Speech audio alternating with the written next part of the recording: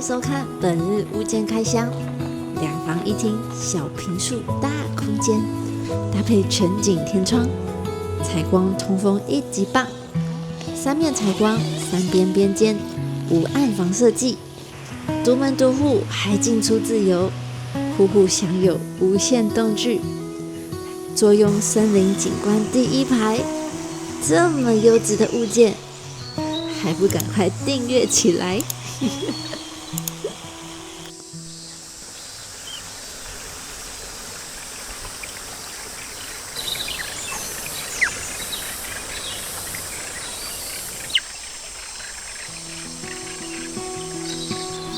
緊接着要介紹我們這次的裝修風格是紅銅木作毛茸茸風，整體採用大量的毛茸茸元素，主打一個溫暖以及想裝可愛但生活又過得有點潦草的感覺。聽我胡說八道了這麼久，還沒有說這裡到底是哪一個營區？這裡是桃園復興熊老大露營區。可以吃東西了。吃東西了。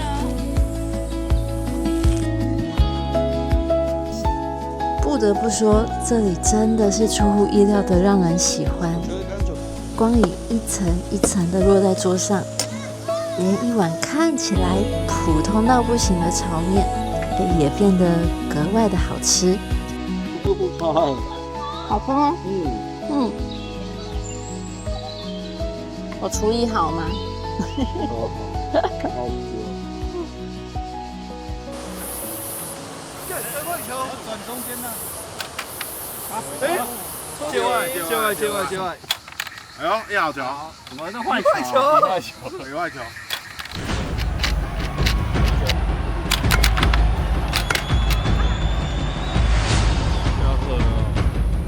一個出局數就要喝了。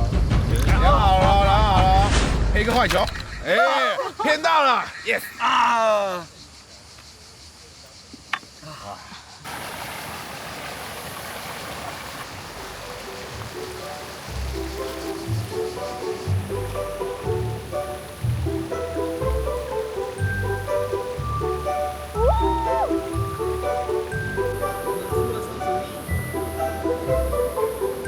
小心哦！来。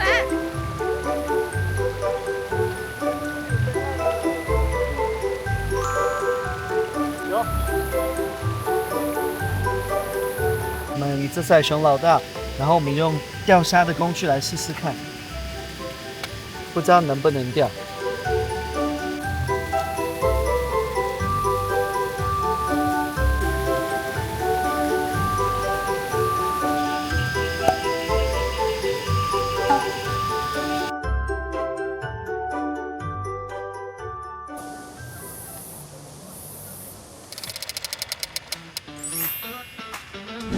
這次我們帶了一個超級期待的東西來玩，它其實是空拍機，但跟以前接觸的完全不一樣。這台是 Anti-Gravity A1， 它最特別的地方不是它的規格，而是整個飛行的體驗。以前玩空拍機就是會有一種你在控制一台機器的感覺，但這台它比較像是你自己長出了一雙翅膀，像是長出了一對翅膀。那是樂步吧？而且它其實超小一台的，只有249克而已，放在露營裝備裡面是完全沒有負擔的。最酷的是，它還有一個 Vision 的眼鏡，戴上去之後，你不會覺得它好像在看螢幕，是真的有一種就是人在天空裡面飛的感覺。